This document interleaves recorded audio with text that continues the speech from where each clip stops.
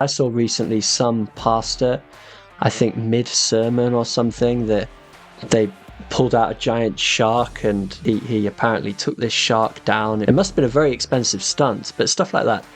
Pressure is put on true believers in churches like that to go along with these things, to not go against them, almost for the sake of the church, for the sake of whether maybe it's an evangelistic thing or it's something done for the children. You often hear that. We want the children to be entertained. But what the confession helpfully does for us here, and it comes straight from the scriptures, is show that ultimately when people are required to do those things, and particularly since God has regulated worship, he has told us how we're to do it.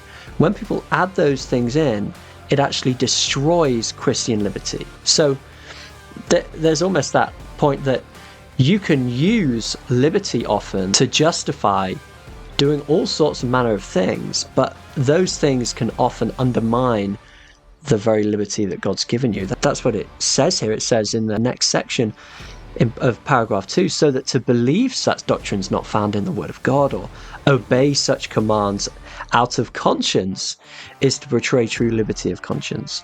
And the requiring of an implicit faith and absolute and blind obedience is to destroy liberty of conscience.